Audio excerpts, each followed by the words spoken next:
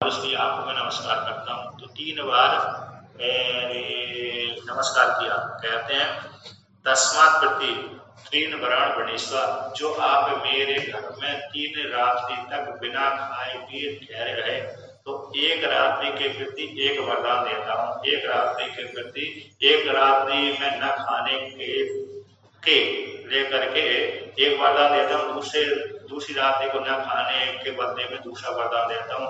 तीसरी रात्रि को न खाने के बदले में मैं तीसरा वरदान देता हूँ। अर्थात आपने 3 रात्रि तक मेरे घर में बिना खाए पिए ठहरे रहे, इसलिए मैं उन अपराधों को क्षमापन कराते हुए, आपसे क्षमा कराते हुए, उनके बदले में मैं तुमको 3 वरदान को पुरस्कार देता हूँ। तुम मेरे से 3 वरदान मांग लीजिए, जो तुम्हारे मन में जो भी इच्छा हो, है ना। कोई भी संपत्ति आदि मांग लीजिए तो मैं उसको सहज रूप से दे सकता हूँ। इस प्रकार से 3 वरदान देने का वरदान दे दिया, 3 वचन दे दिए। जैसे राजा दशरथ ने कैकेयी को 2 वचन दे दिए थे, है कि नहीं, तो किसी कार्य विशेष में दे दिए थे, क्योंकि कैकेयी नाम की जो रानी थी दशरथ राजा के साथ युद्ध करने के लिए गई थी। वो जहाँ पर गई होगी, किसी काल विशेष में युद्ध हो रहा था देवताओं के बीच में, दैत्यों के बीच में। उसी काल में दशरथ भगवान भी देवताओं के पक्ष से युद्ध करने के लिए गए। तो संयोगवश से किसी दैत्य ने राजा दशरथ के चक्र की धुरी को तोड़ दिया, मतलब नेमी को निकाल दिया जहाँ पर डंडी कील रखी थी।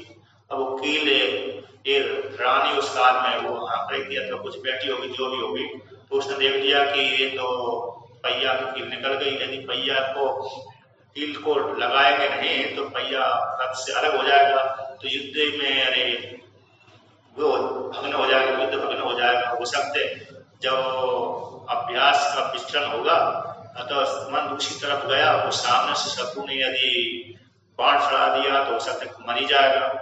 तो इस प्रकार से उसने देखा कि राजा को पता नहीं होना चाहिए, उसने अपनी अंगुली को उसमें लगा दिया था, है ना, जो रथ की नेमी होती, लंबी डंडी होती, उसमें लगा दिया।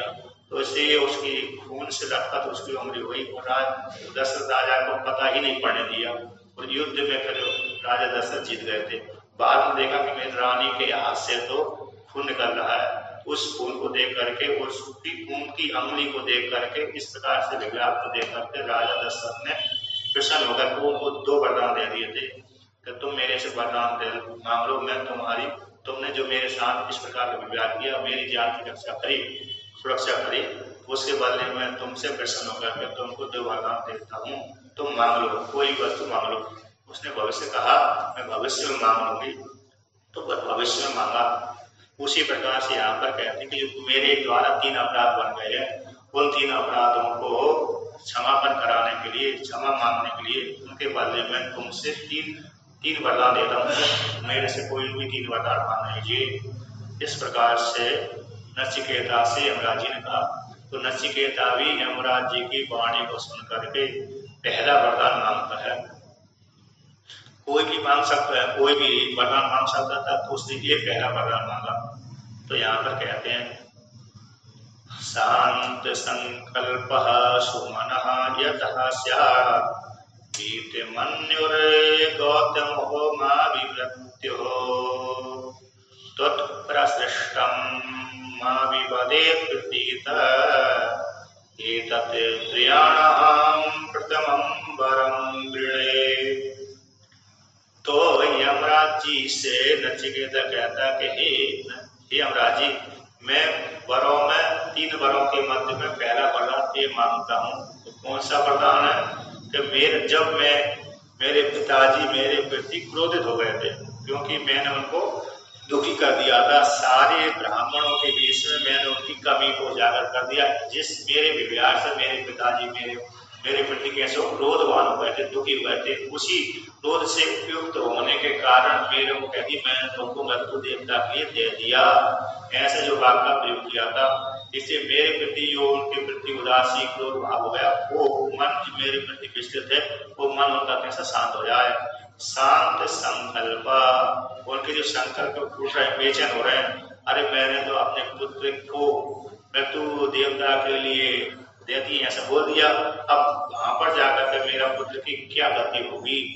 जैसे जैसे कोई यानी किसी स्त्री का भर्ता यानी पति सैनिक बन करके सीमा पे चला गया, युद्ध क्षेत्र में चला गया, तो युद्ध क्षेत्र जहाँ पर युद्ध हो रहा था उस काल में उसकी सैनिक की जो पत्नी होती है अथवा माता होती है अथवा पुत्री होती है, तो उसके हृदय में बेचैनी होती रहती है, कहीं मेरे भर्ता अथवा पुत्र अथवा पिता मारे न जाए।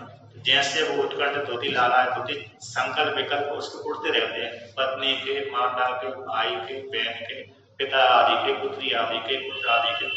तो उसी प्रकार से यहाँ पर भी नचिकेता के पिता के जो संकल्प था उठता रहता था। अर्थात मैंने जो बेकार इस प्रकार से अपने पुत्र के लिए ऐसा बोल दिया, मैंने तुमको मृत्यु देवता के लिए दे दिया। अब वहां पर ना जाने मृत्यु लोक में जाकर के, यम लोक में जाकर के उसका क्या गति होगी, कैसे कहीं अरे तड़पा तो नहीं रहे उसको, कहीं नरक कुंड में तो नहीं डाल दिया, इत्यादि इत्यादि मन में कल्पना उठने लगती है। जैसे कहीं गोली तो ना लग गई हो युद्ध क्षेत्र में जाकर के, कहीं मेरे पति अथवा पिता अथवा भाई अथवा बहन अथवा पुत्र, तो कहते मेरे उनके जो युद्ध लड़ने वाले सैनिक है उसको कहीं घायल तो नहीं हो गया, कहीं अरे कटा पिटा तो नहीं है, कहीं मूर्छित तो नहीं होगा, कहीं मर तो नहीं गया, इत्यादि जो मन में कल्पना घर में बैठने वाले की चलती रहती है, संकल्प उठते रहते हैं। उसी प्रकार से मेरे पिता के भी संकल्प चल रहे होंगे, उस संकल्प के शांत हो जाए और कहते सुमना, सुंदर मन वाले हो जाए। जो मेरे प्रति क्रोधित हो गए थे वो क्रोध न करें। यथा स्याद, तो जिस प्रकार से मैं जब सौम्य रूप से उनके साथ रहता था उस काल में जैसे वो शांत रहते थे उसी प्रकार से हो जाए। तो बीत मन गौतमो माधवी अभिमृत्यो, हे मृत्यु देवता, मैं जब आपसे छूट करके जाऊं, आप मेरे को भेजे यहाँ से, मेरा प्रयोजन सिद्ध करके जब आप मेरे को भेजे तो मेरे को देख करके ये न समझे कि देखो देखो मैंने तो इसको मृत्यु देवता के लिए दे दिया, ये पुनः मर करके लौट के आ गए, इसलिए मर करके लौट करके आए, इसी साक्षात एक भूत नहीं बल्कि भूत है। जैसे कोई भूत है, एक पूर्व व्यक्ति मर जाए, मरने के पश्चात उसको जला भी दिया जाए, मरने के पश्चात क्या हो गया, जला दिया है, तो जलाने के पश्चात फिर भी वो उसका चेहरा दिख जाता है, जलाने के पश्चात भी चेहरा दिखता है, तो फिर वो कैसा होता है, भूत कहलाता है। वैसे भूत से व्यक्ति डर जाते हैं, है कि नहीं? अभी तो भूत कम दिखते हैं, पहले व्यक्तियों के भूत दिखते रहते थे। अगर भूत कौन हो जाते हैं, जो नार की योनि में जिसने खराब कर्म किए, जिसकी गति ठीक नहीं हो, जो किसी में दुर्घटना के द्वारा मारा गया, उसकी जो आत्मा तड़प रहती, मन विचलित होता रहता है, ऐसा व्यक्ति दूसरे व्यक्ति के सामने प्रकट हो जाता है और प्रकट होकर संकेत करता है मेरा उद्धार करिए, मेरा कल्याण करिए, अतः मेरे निमित्त कोई दान है, पुण्य है, पिंड है, श्राद्ध आदि करिए जिससे मेरी सदगति हो जाए। वही व्यक्ति दूसरे के सामने प्रकट हो जाता है।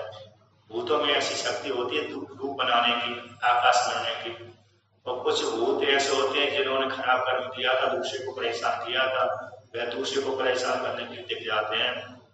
तो यहाँ पर भी ये न समझे कि गौतम मुनि जो है गौतम गोत्र उत्पन्न होने वाले उद्धारक ऋषि, कहीं मैंने तो इसको मृत्यु देवता के दे दिया, ये वहां से लौट करके आया है, तो ये साक्षात मेरा पुत्र नहीं है बल्कि ये तो भूत है, तो भूत समझ करके मेरे को भगाना दें। मां मुझको आपके द्वारा यहाँ से भेजने पर हे मृत्यु देवता, उनका जो क्रोध कैसे शांत हो जाए, मेरे को अपना पुत्र ही माने, मुझको जब मैं यहाँ से लौट करके जाऊं तो मेरे को भूत न समझ करके अपना पुत्र ही माने, और उनका क्रोध कैसे शांत हो जाए, क्रोध रहित हो जाए, प्रसन्न चित्त वाले हो जाए और मुझको पहचान ले। कहते त्वत् प्रशिष्टम अभिपदेत, यहाँ पर कहते हैं क्रोध बीत मनुष्य क्रोध से रहित हो जाए। इस प्रकार से मेरे प्रति जो पहले क्रोध वाले थे, जब मैंने उनके ब्राह्मणों को इस प्रकार की कमी को उजागर कर दिया तो वो जो क्रोध उनका शांत हो जाए। तो कहते त्वत् प्रशिष्टम, आपके द्वारा जब मैं यहाँ से छूटा जाऊंगा तो छूटे जाने पर मैं अपने पिता के पास में जाऊंगा, ना कि दूसरी जगह, है कि नहीं?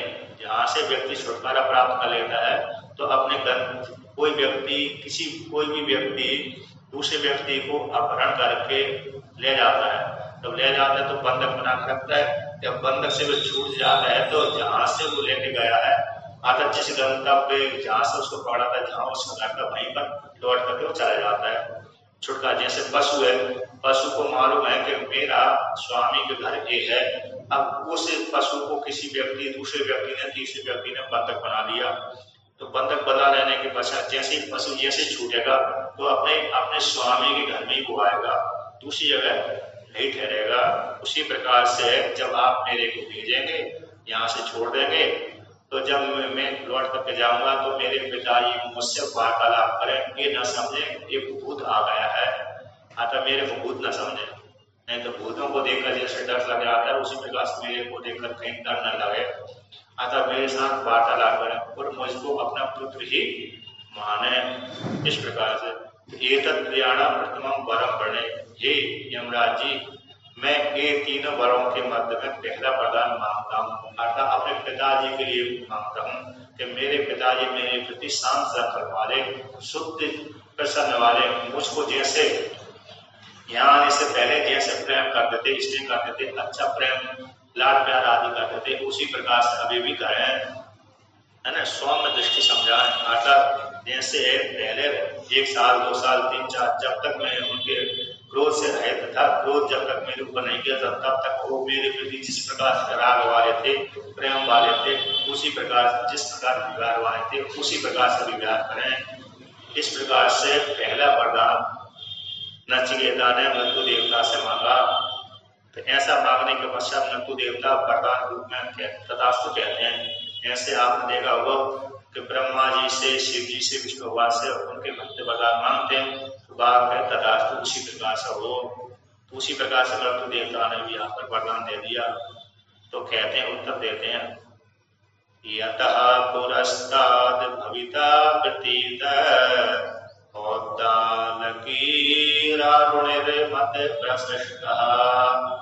सुखम रात्रि सहिता बीते मन्योसे त्वहं ददृश्वान् मृत्युमुखात् प्रमुक्तम्।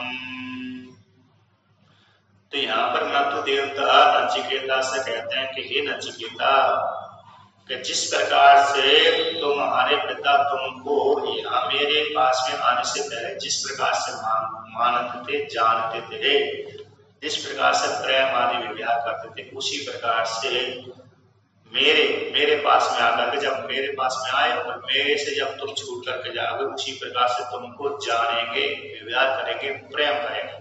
अर्थात मेरे पास में आने से पहले जैसे विवाह करते थे तुम्हारे पिता, तुम पिछले आदि करते थे, उसी प्रकार से जब मेरी कृपा से यहाँ से जब तुम छूट करके जाओगे, मेरे हाथ से छूट कर जाओ, मेरे लोग से जब जाओगे, उस काल में भी उसी प्रकार से विवाह करेंगे और अच्छी प्रकार से तुमसे विवाह करेंगे, अच्छी प्रकार से प्रेम करेंगे, स्नेह करेंगे। कहते सुखम रात्रि सहिता बीतमन्यु से ताम ददृश्वान् मृत्युमुखात् प्रमुक्तम्। मेरे पास में आए हैं तो मेरी कृपा से जो उनके मन में अभी तक बेचैनी थी, अब भविष्य में उनकी बेचैनी समाप्त हो जाएगी, सुख पूर्वक सहन करेंगे और तुम्हारे प्रति जो क्रोधवान थे वो क्रोध भी उनका चला जाएगा। मेरी कृपा से तुमको देख करके बड़े आनंदित होंगे। ददृश्वान् मृत्युमुखात्, मृत्यु से छूट करके जब तुम उनके पास में जाओगे तो तुमको देख करके आनंदित होंगे, उनका सारा क्रोध समाप्त हो जाएगा और कुछ सुख पूर्वक वो सहन करेंगे। इस प्रकार से अरे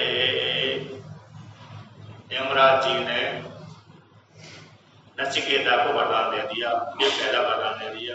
अब पहला वरदान लेने के पश्चात नचिकेता यमराज जी से दूसरा वरदान के लिए प्रार्थना करता है। तो प्रार्थना करने से पहले उस विषय में, अग्नि विद्या के विषय में कहता है। एक तो ये पिता के लिए, पिता और अपने लिए वरदान था।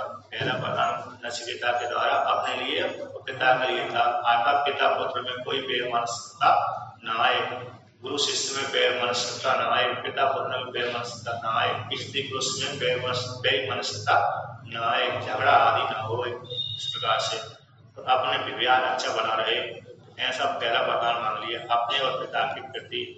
पिता मेरे प्रति के शांत संकट हो जाए, मुझको देखकर के आनंद हो, मेरे द्वारा उसको प्रेम की प्राप्ति, आनंद की प्राप्ति हो। पुत्र को देख करके जैसे पिता को पिता को और माता को क्या होती है, आनंद की प्राप्ति होती है। उसी प्रकार मेरे को भी आपके हाथ से छूटने के पश्चात उनको आनंद की प्राप्ति हुई। ऐसा पहला वरदान मांग लिया। अब दूसरे वरदान के विषय में कहता है, तो जिस फल की प्राप्ति के लिए वरदान मांगता हो वहां के लोक की स्थिति का वर्णन करता है।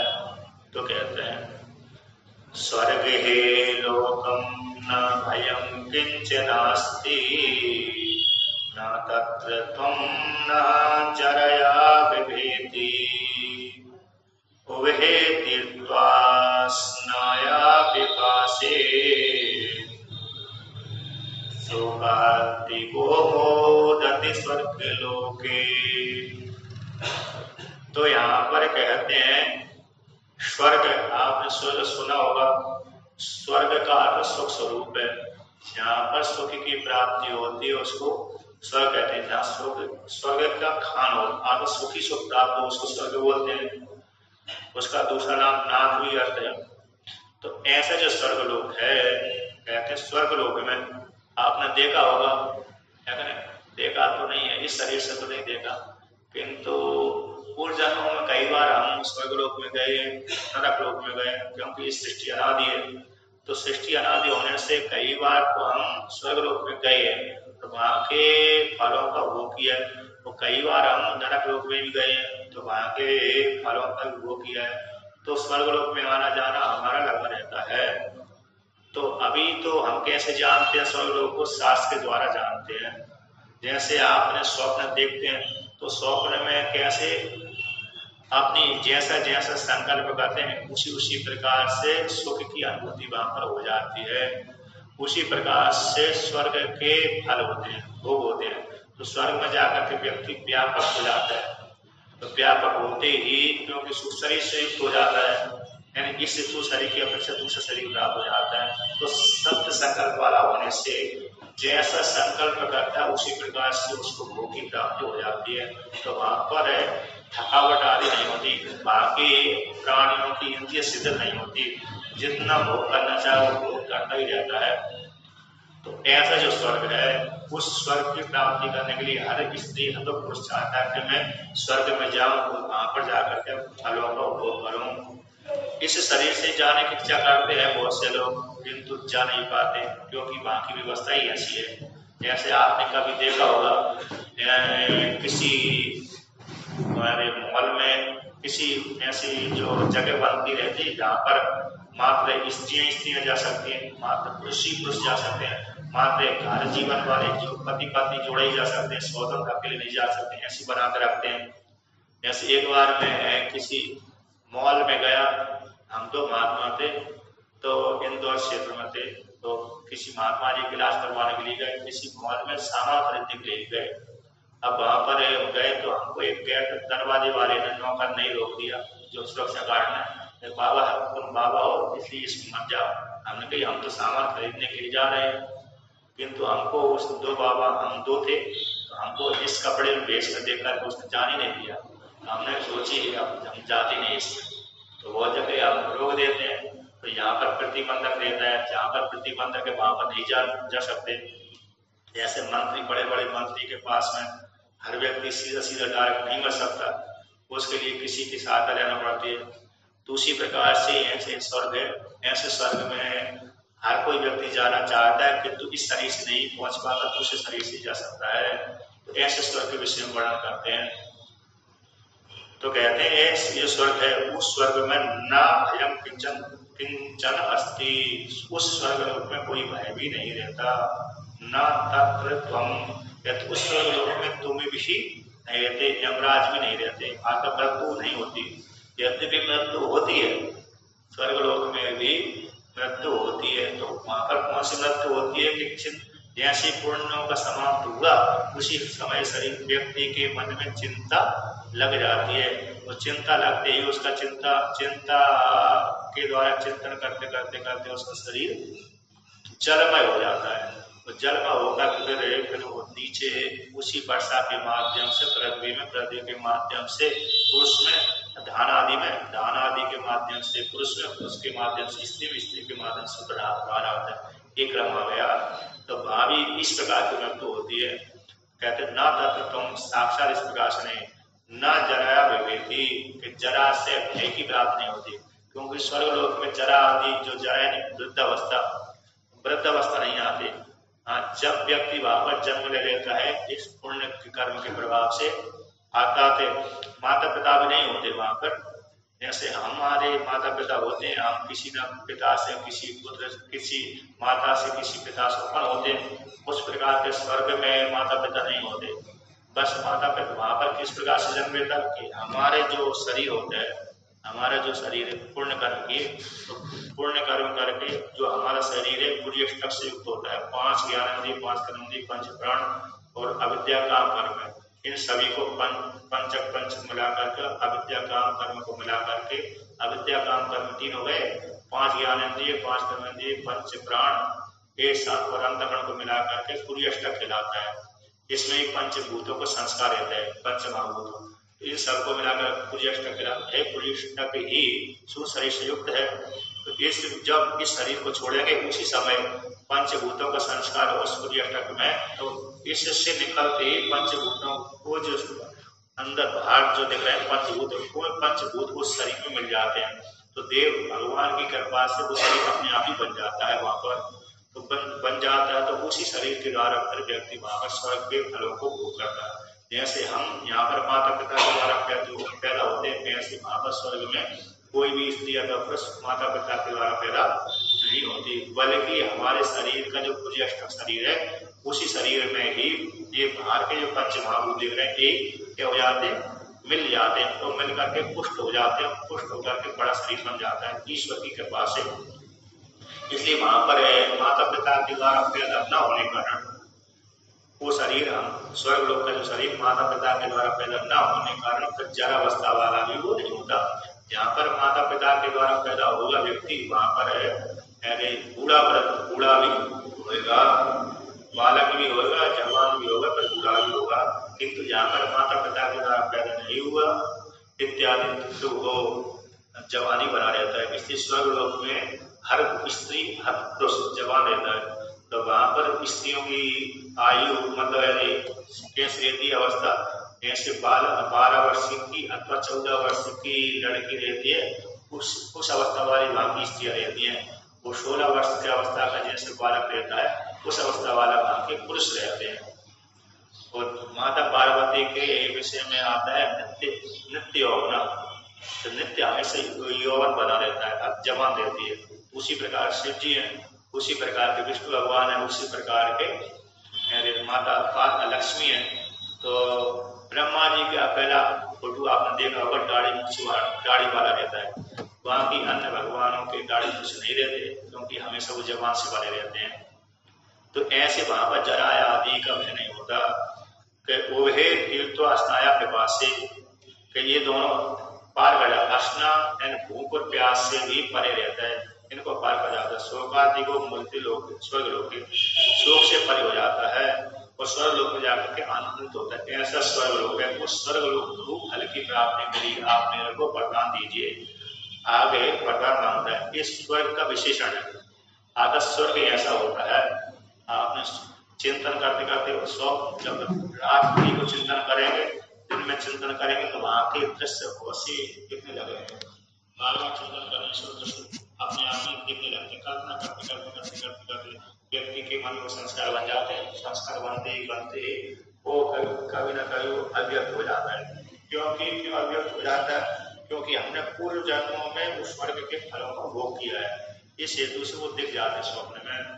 बाकी स्वप्न के पदार्थ सत्य नहीं होते, संकेत मात्र होते हैं। स्वप्न सूचक होता है। हमने सूत्र में स्वप्न का निर्णय किया है कि स्वप्न सत्य होता है कि मिथ्या होता है। कि स्वप्न सत्य नहीं होता बल्कि मिथ्या ही होता है, किंतु सूचक होता है। स्वप्न कैसा होता है? सूचना देने वाला होता है, सत्य नहीं होता।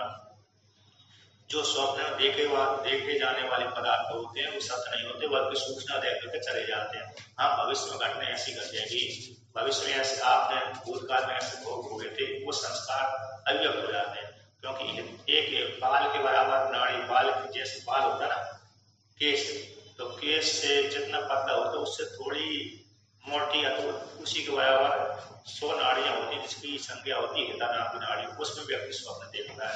तो उसमें इतना विशाल समुद्र के संसार कैसे देख सकता है? इसलिए जो भी वहां पर देखता है वो संकेत मात्र देखता है, इसलिए सत्य नहीं होता, बल्कि सूचना देने वाला होता है। ऐसा ब्रह्मसूत्र में वर्णन किया। इस प्रकार स्वर्ग के विषय में वर्णन कर दिया। आगे फिर वर्णन मानते हैं तो अगली तो जिस प्रकार से ये भगवान विष्णु ने शिव जी की भक्ति करी, उससे उनकी भक्ति से प्रसन्न होकर के भगवान विष्णु को सुदर्शन चक्र की प्राप्ति असीम हुई, क्योंकि भगवान विष्णु ने 1000 कमलों के द्वारा 1 वर्ष तक प्रतिदिन नियम लेकर के शिव जी की आराधना करी। तो उस आराधना से भगवान शिव जी प्रसन्न हो गए और बदले में उस आराधना के फल के स्वरूप में, फल के रूप में सुदर्शन चक्र उनको दे दिया। ये स्कंद पुराण में और भविष्य पुराण, स्कंद पुराण में का, शिव महापुराण में और अन्य पुराणों में इसकी कथा आती है। ब्रह्म पुराण में भी आती है, शिव महापुराण में भी आती है, स्कंद पुराण में भी आती है और अन्य पुराणों में भी आती है। अब पुष्पदंताचार्य भगवान शिव जी